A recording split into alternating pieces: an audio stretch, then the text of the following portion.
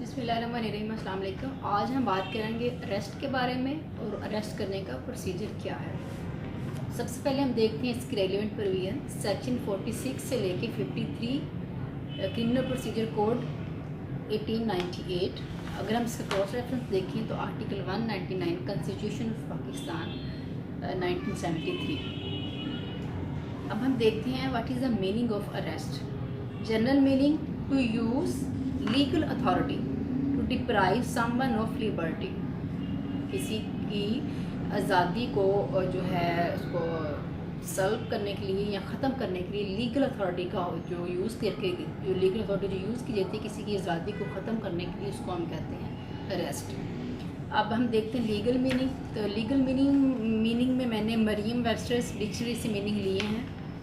To use the power of the law to take and keep someone such as a criminal, किसी law के under किसी भी बंदे को एज ए क्रिमिनल कंसिडर करके उसको पकड़ लेने को अरेस्ट कहा जाता है।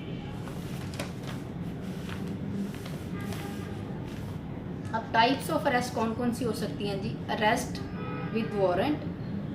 वारंट का मतलब है कि जो इन रिटर्न आपको मजिस्ट्रेट देता है उसको हम वारंट कहते हैं। और अरेस्ट विदाउट वारंट, ऐसे प्रोसीजर्स ऐसे ऑफेंसेस जो विदाउट वारंट जो जहाँ पे कोई सीवियर किस्म का कोई इशू या ऑफेंस कमिट किया हो जाए तो वहाँ पे वारंट लेने में बजाय टाइम लगता है, वहाँ से क्रिमिनल के फरार होने के चांसेस ज़्यादा होते हैं। तो वहाँ पे जो भी पर्सन है, जो भी ऑफेंडर या अक्यूज्ड है, उसको विदाउट वारंट भी अरेस्ट करने की अथॉरिटी है। और वो उसकी डिफरेंट कैटेगरीज हैं, वो मेरा अलग से टॉपिक है वहाँ पे कि कब पर्सनस को जब कब पुलिस ऑफिसर है विदाउट वारंट किसी भी पर्सन को अरेस्ट कर सकता है, तो वो एक सेपरेट टॉपिक है। आगे हम बात कर रहे हैं टाइप्स ऑफ अरेस्ट की। तो सबसे पहले है जी arrest with warrant, arrest without warrant, citizen arrest, यानी कोई भी पर्सन आम लेमैन भी अरेस्ट कर सकता है। इन सिचुएशंस में वो मैं आपको आगे जाकर बताती हूँ। पेरोल अरेस्ट हो सकती है, सिविल अरेस्ट हो सकती है और री अरेस्ट, यानी कि अगर एक बंदा बेल पे है या इस तरह से तो उसको री अरेस्ट भी किया जा सकता है। तो ये इसकी टाइप्स थी। अब हम देखते हैं इसका प्रोसीजर क्या है। प्रोसीजर ऑफ अरेस्ट, सबसे पहले who can arrest, police officer, magistrate, any other person authorised by law.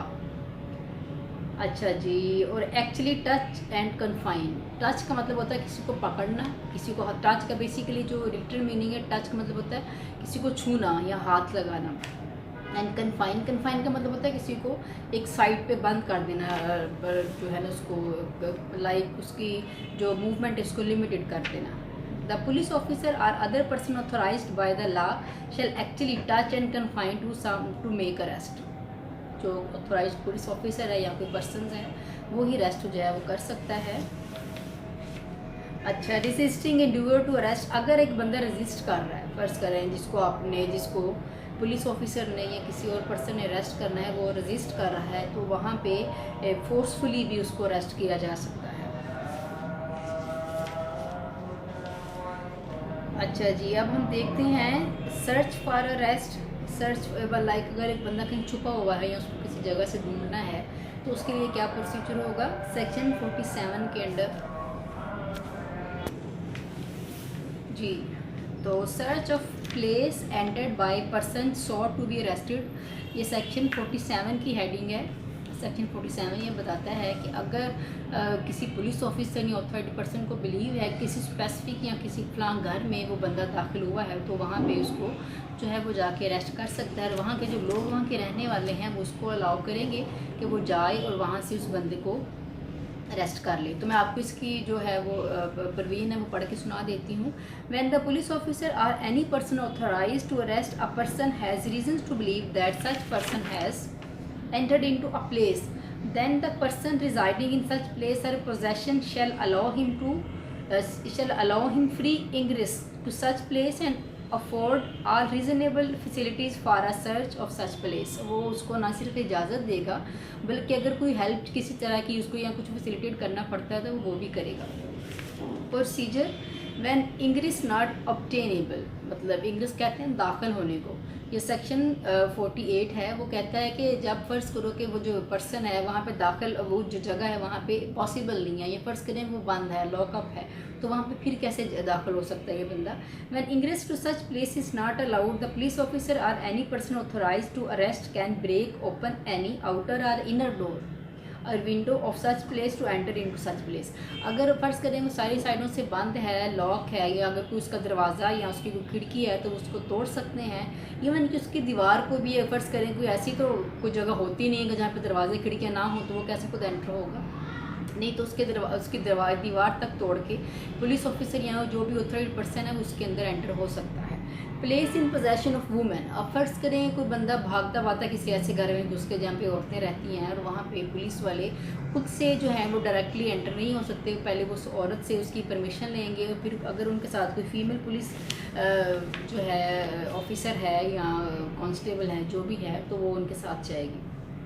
Power to break open door, power to break या or open door and window for purpose of liberation. अब फ़र्ज़ करें under section 49 में ये बताया गया, फ़र्ज़ करें अगर पुलिस वाला ऑफिसर या कोई ऐसा एनी अदर ऑथराइज्ड पर्सन किसी भी बंदे को पकड़ने के लिए, अरेस्ट करने के लिए किसी घर में जाता है, बाहर से दरवाज़ा बंद कर दिया जाता है, ठीक है, तो वहाँ पे उसको परमिशन है कि वो दरवाज़ा खिड़की तोड़ के अपनी लिबर्टी को जो है ना वो बहाल कर सकता है, वहाँ से बाहर निकल सकता है। नो अननेसेसरी रिस्ट्रेंट, सेक्शन 50 क्या कहता है जी, the person who has to be arrested shall be subject to such restraint as is necessary to prevent his escape.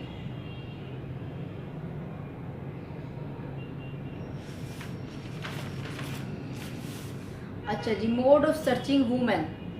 अब फर्स्ट सेक्शन 52 कहता है फीमेल अगर कोई है तो उसको कैसे जो है ना वो ढूंढा जाएगा। Whenever it is necessary to cause a women to be searched, the search shall be made by another women with restrict regard to decency, यानी कि उसकी इज्जत का ख्याल रखते हुए कोई दूसरी जो फीमेल पुलिस ऑफिसर होगी वो ही जाके किसी लेडी को पुलिस जो फीमेल जो है ऑफेंडर है या अक्यूज है वो जाके फीमेल पुलिस ऑफिसर ही उसको जाके अरेस्ट करेगी और उसकी तकद्दस का ख्याल रखते हुए।